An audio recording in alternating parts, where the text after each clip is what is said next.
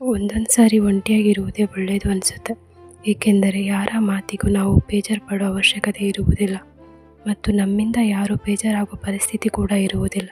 ಯಾರನ್ನು ನಾವು ಪ್ರೀತಿಸುತ್ತಿದ್ದೇವೋ ಅವರ ಬಗ್ಗೆ ಹೆಚ್ಚಾಗಿ ಆಲೋಚಿಸಬಾರದು. ಏಕೆಂದರೆ ಆಲೋಚನೆ ಸಂಶಯವನ್ನು ಹುಟ್ಟಿಸುತ್ತದೆ ಮತ್ತು ಸಂಶಯ ಪ್ರೀತಿಯನ್ನು ಸಂಪೂರ್ಣವಾಗಿ ಮುಗಿಸಿಬಿಡುತ್ತದೆ. ಜೀವನದಲ್ಲಿ ನಾವು ತುಂಬ ಇಷ್ಟಪಟ್ಟಿರೋ ವ್ಯಕ್ತಿ ನಮಗೆ ಸಿಗಲಿಲ್ಲ ಅನ್ನೋ ಬೇಜಾರಿಗಿಂತ ನಾವು ಅವರ ಜೊತೆ ಎಷ್ಟೇ ಚೆನ್ನಾಗಿದ್ದರೂ ಅವರ ಒಳ್ಳೆಯದನ್ನೇ ಬಯಸಿದ್ದು ಕೊನೆಗೂ ಅವರು ನಮ್ಮನ್ನು ಅರ್ಥ ಮಾಡ್ಕೊಳ್ಳಿಲ್ವಲ್ಲ ಅನ್ನೋ ಕೊರಗು ತುಂಬ ನೋವು ಕೊಡುತ್ತೆ. ಈ ಪ್ರಪಂಚದಲ್ಲಿ ಸುಳ್ಳು ಸುಲಭವಾಗಿ ಮಾರಾಟವಾಗುತ್ತದೆ, ಏಕೆಂದರೆ ಸತ್ಯವನ್ನು ಕೊಳ್ಳುವ ಯೋಗ್ಯತೆ ಎಲ್ಲರಿಗೂ ಇರುವುದಿಲ್ಲ. ಪ್ರೀತಿ ನಂಬಿ ಯಾವತ್ತೂ ಯಾರ ಹಿಂದೆಯೂ ಹೋಗಬೇಡಿ. ನಿಮ್ಮನ್ನು ಅವರು ನಿಜವಾಗಿಯೂ ಪ್ರೀತಿಸುತ್ತಿದ್ದಾರೆ ಅಂದರೆ ಒಂದಲ್ಲ ಒಂದು ದಿವಸ ಮರಳಿ ಬಂದೇ ಬರುತ್ತಾರೆ.